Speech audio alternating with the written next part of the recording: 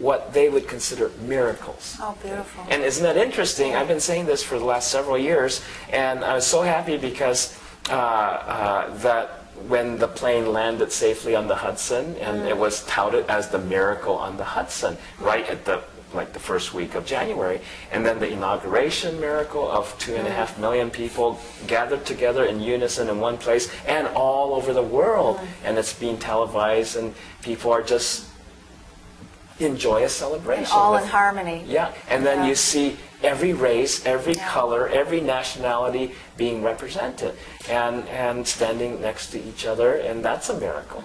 And that's just the beginning. We're going to see more and more of this, and already I'm aware in the last, especially about the last year, people of great wealth, the ones who are really on top of the great wealth, many of them are starting to turn inward. Oh, and really? We don't see it down here. Down in the trenches. Down in the trenches, we don't quite see it, and the money's not trickling down here yet. But because there's a lot of people between those people who really are in charge, but their helpers are not necessarily ready. I see. You know, so when the person whose quote money it is, in that huge quantity, in the billions, says, hey, I want to contribute more to society. I want my money, or at least a portion of it, to go to charitable things, to things that's going to benefit society. Then, of course, there's sometimes not only dozens, but hundreds of attorneys and accountants and bankers and everybody who has their fingers into that money, saying, oh, well, wait a minute, you know, well, am I going to lose something?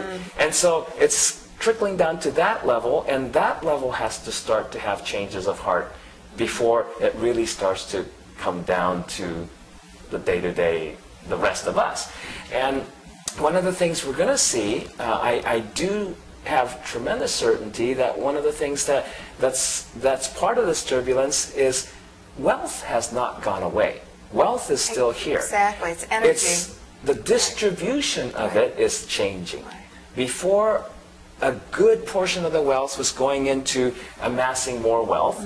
Now, it's not going that way. But it's not quite coming to the wealth being fully redistributed to serve the needs of everyone. Okay? Not just a few, but it's completely lopsided up to this point. Don't you think that's why the whole, the outing, if you will, of the really off the charts greed, and you know, they came out of the whole Wall Street and the whole banking, which is pretty hard for any regular normal person to comprehend. The amount, $1 million to redo and your $35,000 for your antique commode. I mean, the average person can't really grapple with that kind of materialism. Exactly. But you know, this thing of the signs, and their signs, and that these miracles, if we will, are comfort, are comfort in these times. And I think that we can take that.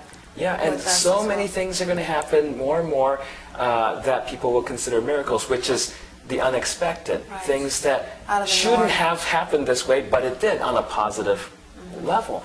And there's going to be more and more miracles of healing. There's going to be more and more miracles of personal, individual experiences, miracles of human unity.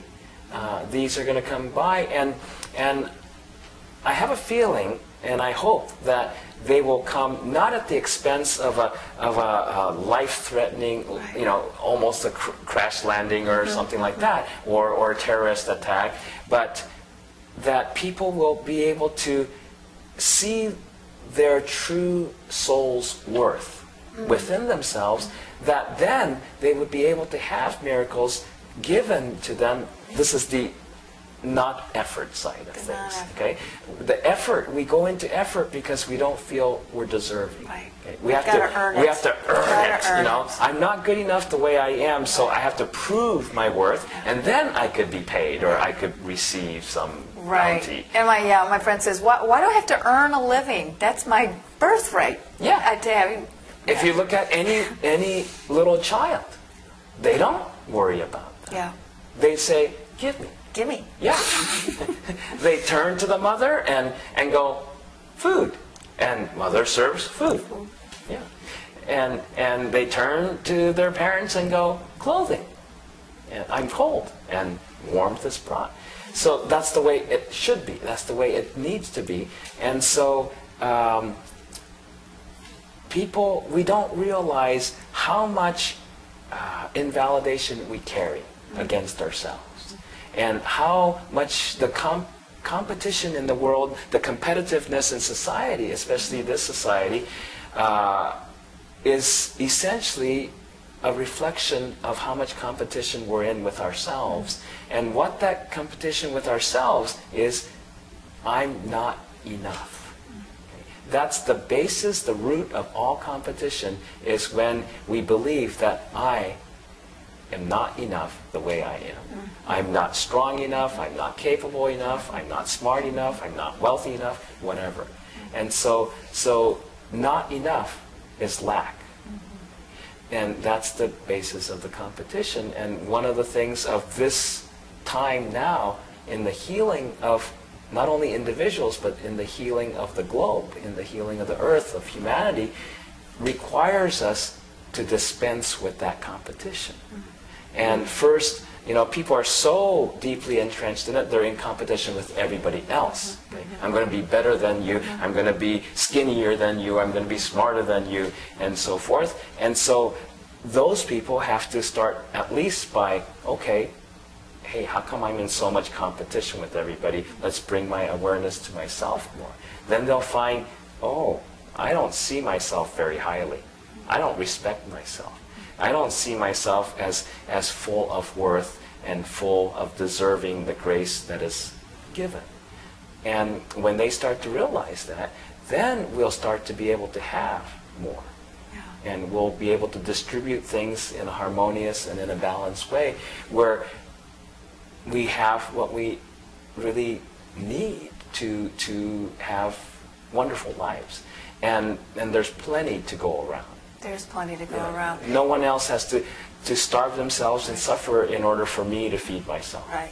And, you know, and that this time period is an emptying out of the old as we start to embark on a new paradigm. And I wanted to leave on a high note. I wanted to end on a high note that you providing, you know, your vision of possibilities. And it's been a wonderful, wonderful conversation with you. And no station breaks. Isn't this great? Local access? What a deal. We thank you all for being with us today. And we hope this has been of great value to you and you find great value from Michael Tamura's book. We thank you again for being with us today. Thank you very much.